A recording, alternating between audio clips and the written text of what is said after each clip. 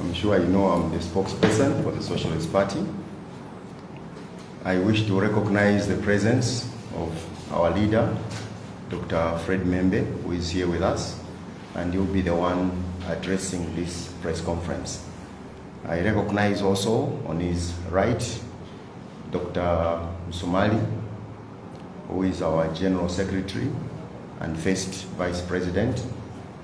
I recognize Dr. Chris Mwikisa, who is our General Treasurer and second Vice President. I equally recognize all party members who may be here present. Last but not the least, I recognize all of you colleagues, friends from the media for this press conference to be addressed by Dr. Membe, the leader of SP.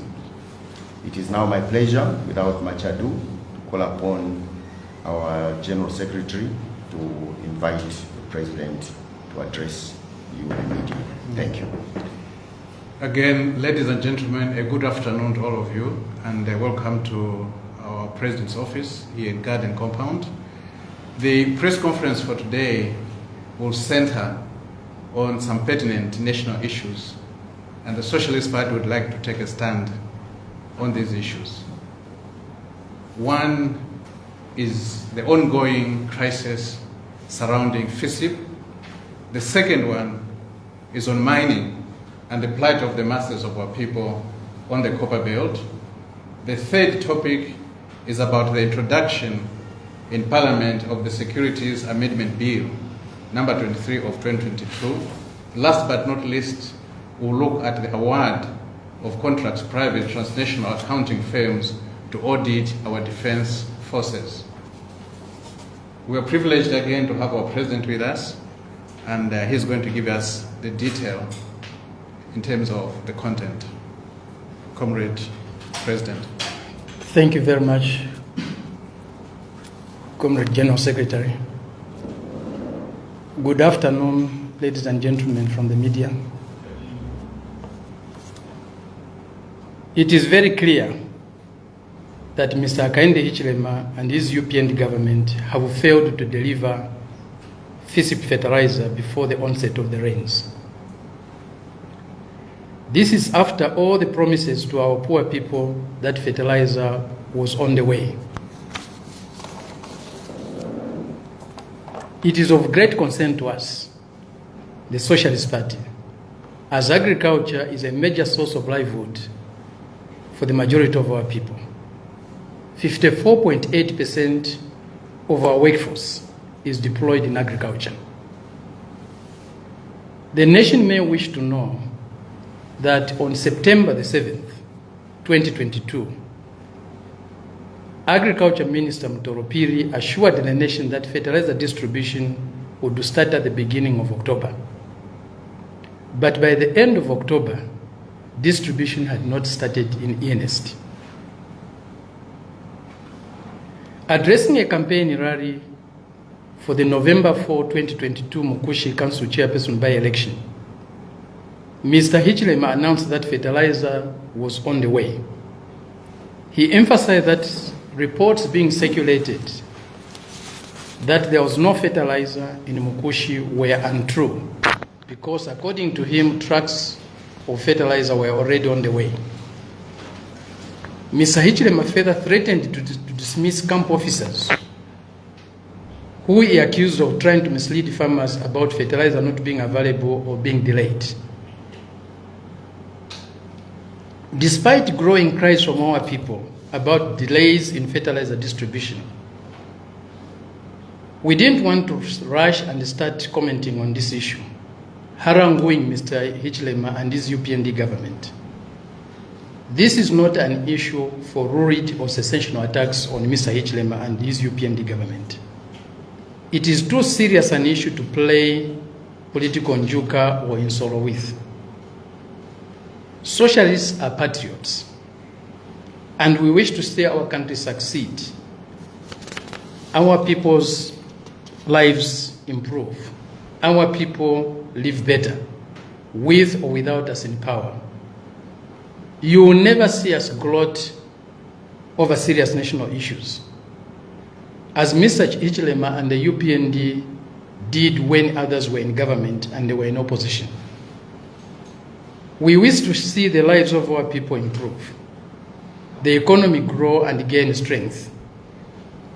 We do not look to defeat Mr. Hichilema and the UPND in 2026 on the back of agricultural collapse.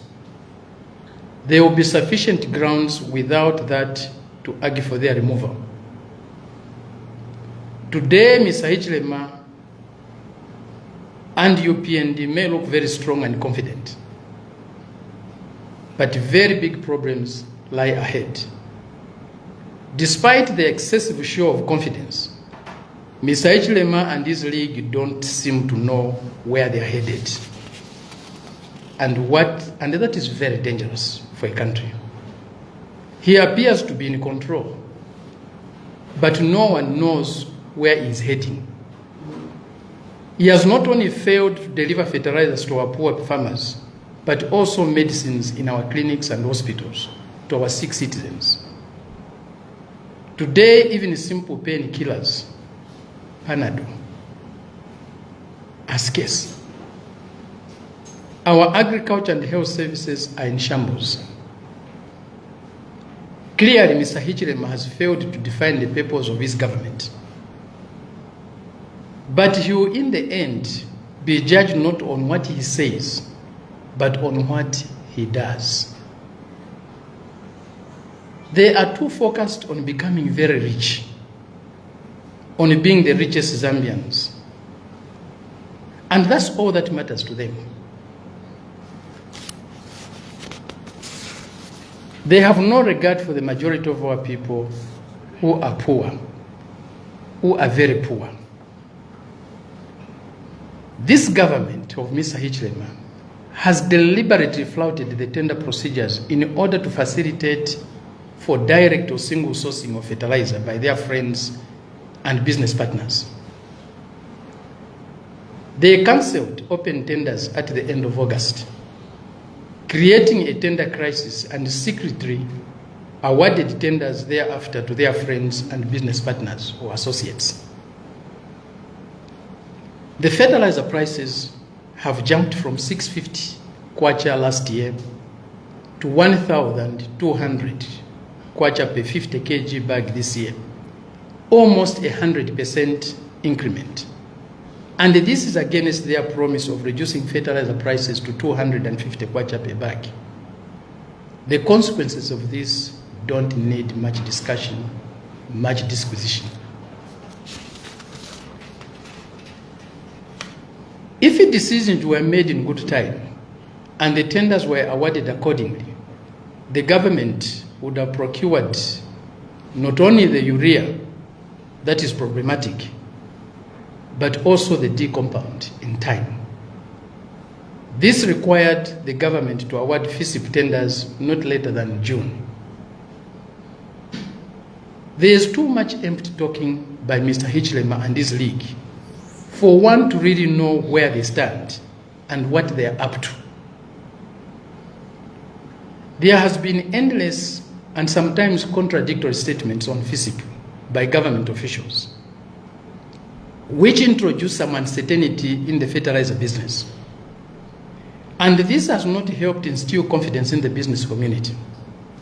For instance, there has been no certainty on whether government was going to engage in business with existing fertilizer companies or not.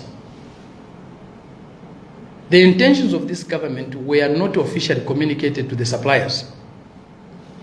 As a result of this, today those with fertilizer tenders have no stocks, while we have fertilizer suppliers with stocks in their warehouses who haven't been awarded tenders. What should they do with these stocks? There is need for transparency and fairness. FISIP financing arrangements and decisions by government should be availed to would-be suppliers so that all can plan and suppliers can bring in fertilizer in good time. Suppliers should be informed well in advance whether the bids will be open or closed tenders, as the two have implications on the entire process, on the entire procurement process, and the time it would take to deliver. More so for parastatal suppliers like NCZ, who need to abide by ZPPA processes, which take more time usually. There is also a need to broaden the fertilizer options beyond the use of urea as a top dresser and the D-compound as the basal dresser. These are not the only good options available on the market. There are other fertilizers that can be used as efficiently and effectively as these, or even better. Let me come to the mining issue and the plight of our masses on the copper belt. The living conditions of our miners and subcontracted workers and the masses of our people in general on the copper belt are becoming more and more precarious by the day. This is the case despite copper prices on the international market being high and the transnational corporations engaged in mining making gigantic profits. The anxieties, despair, lamentations, and cries of our miners, subcontracted employees, Zambian suppliers and contractors, and the masses of our people on the copper belt are getting louder and louder by the day. The response of Mr. Hichilema and his UPND government is, like in many other areas of key national interest, dismal and disappointing. Mr. Hichilema and his UPND government are pinning their hopes on the return of foreign transnational corporations that they fraternize with. It is public knowledge that its claims are grounded in illegality and fraudulent behavior that disadvantage the Zambian government and its citizens. The data defrauded this country of billions of dollars in the form of underpricing of the mined copper that it sold to a subsidiary company in Dubai. It also got the internally generated cash flow and used it as a loan it invested in KCM. These facts were presented in the London High Court in 2014. Given the data's dishonest in the manner it managed KCM, Abena Chingola, Abena Kitwe, and the rest of Zambians do not believe this company has enough moral and corporate responsibility to come back and operate KCM. It is therefore shocking that Mr. Hichilema and his government are oblivious to all this. Fellow citizens, looking at the type of people who have been handpicked by Mr. Hichilema to handle KCM, we will not be surprised if a special purpose vehicle or vehicles are set up to advance and safeguard personal interests in this company. Let me come to another issue. Their introduction in Parliament of the Securities Amendment Bill number 23 of 2022. Mr. Hichilema said it is time for citizens and other stakeholders to open up and tell government when there are things that the government is not doing well. We agree with you, and we want to tell Mr. Hichilema that his government is not respecting the constitutional rights of citizens, and our democratic values are being trampled upon with impunity by institutions that were meant to foster social and economic development. Just look at the despicable manner in which the recent by-elections were conducted and the violence the UPND unleashed on its opponents in these by-elections. To continuously use violence to win an election is in fact to rig an election. As Mr. Hichilema surely knows, to achieve economic growth and improved livelihoods for the masses of our people, we need law and order and a stable social and legal environment. This is how countries like Singapore have succeeded. On Friday, October 14th, 2022, Mr. Hichilema presided over the 24th Cabinet meeting. At this meeting, Cabinet approved 6 bills for introduction in Parliament. Among these 6 bills was a very curious one titled the Securities Amendment Bill number 23 of 2022. This bill is a clear indication that Mr. Hichilema intends to abuse a state institution, the Securities and Exchange Commission, SEC, to the benefit of himself and his friends. He cannot say that he was not aware of what that bill contained. We know that the aim of this bill is to move the pension monies of our workers, especially public service workers, from private and state-owned pensions holdings into the hands of Mr. Hichilema's businesses under AfriLife Holdings, where Mr. Hichilema is a major shareholder. It is strange that this bill was not discussed with the stakeholders, nor was it referred to the Law Association of Zambia for its input. This has made it suspicious because why would government want to sneak this bill into Parliament without consulting concerned institutions and other stakeholders? In introducing this Securities Amendment Bill, an attempt was made to hoodwink the nation into believing that it was for the purpose of enabling the Securities and Exchange Commission to effectively and efficiently supervise capital market operators, especially in combating money laundering and countering the financing of terrorism. But the purpose of this bill is frightening and much more sinister. Our Constitution provides for the protection of property rights of individuals.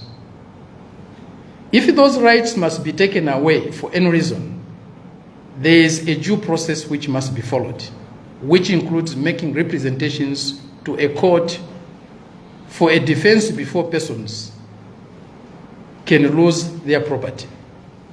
This has been trampled upon in this bill.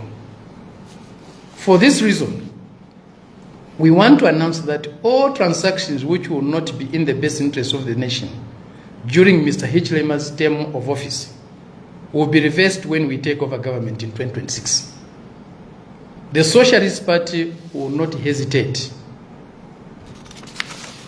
to give back to Caesar what belongs to Caesar. There are many Zambians who have left the country to do business elsewhere because of the bad culture which is against successful business people in Zambia. When Mr. Hichilema was elected into office, it was hoped that Zambian business people in the diaspora would come back and play a role in building a strong private sector of our economy.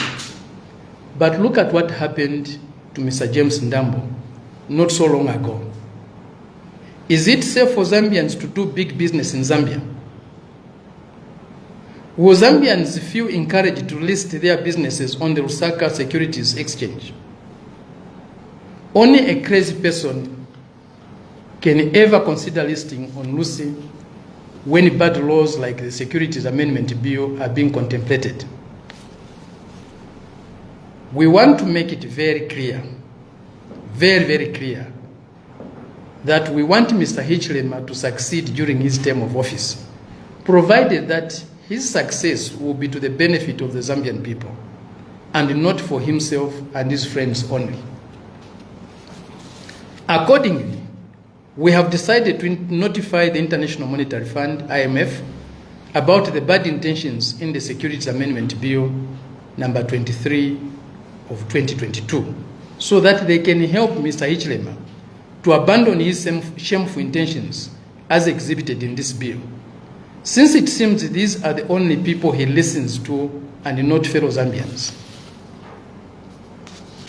We also want the youth in Zambia to wake up and know about the evil plans the UPND leadership is making to steal people's businesses and assets by using an evil legal instrument. We invite Mr. Hichilema to ensure that the primitive and evil culture of stealing other people's property, which is akin to cattle rustling, is completely abandoned during his tenure of office. Lastly, let me touch on another controversial issue: the awarding of contracts to private transactional accounting firms to audit our defense forces. This contract award again points to the emerging pattern of Mr. Hichilema's government directing business to companies he has or has had relations with, and foreign companies being given preference over local ones. We must be reminded that Mr. Hichilema was one of the directors or the owners of Grant Thornton, the firm that was instrumental in the privatization of Zambia state-owned enterprises. And today, we see Grant Thornton being granted access to audit our country's security wings. We condemn this growing trend where entities associated with the UPND top leadership seem to always get favors. In the process, even critical national security concerns are blatantly being ignored. This is very dangerous and totally unacceptable. The Socialist Party position is that this award must be cancelled immediately. It is neither in the best interest of good governance nor the security of our country. Our defense forces, like all other aspects of Zambian society, have not been spared from rampant corruption. This is a fact. Audits are needed one way or the other. Audits are indeed one way of assessing or accessing information that is urgently needed for remedial measures. However, there are laid down procedures for going about this task. Whatever the shortcomings of the current audit system, the decision taken by Mr. Hichilema and this UPND government does not help to strengthen the public audit system. It actually weakens it. It is essentially an act of mistrust in the capacity and integrity of the public audit system. They are undermining it. They are destroying it. They are annihilating it. There is also a high cost associated with hiring international private audit firms. The Zambian people would like to know, how much will this audit cost us? Are we saying that the Auditor General's office is incompetent? If so, was this contract floated to other local audit firms? Did our local audit firms not qualify? Or are they also incompetent? Or is this again about UPND government's insatiable appetite for foreign companies? In conclusion, we would like to encourage Mr. Hichilema and the UPND government to practice true servant leadership and not pursue self-interest. They are not in government to benefit themselves and their associates, but to benefit all Zambians, without regard to political affiliation and other considerations. Thank you very much. Thank you very much, Comrade, for that very sober statement, full of timely warning to the current government and, of course, alerting the Zambian people. This is where we end with today's press conference. I wish to thank you, the media, for coming and on time, and that we were able to start on time as well. We count on you for the country to be informed and the rest of the world. Thank you very much. Have a pleasant day.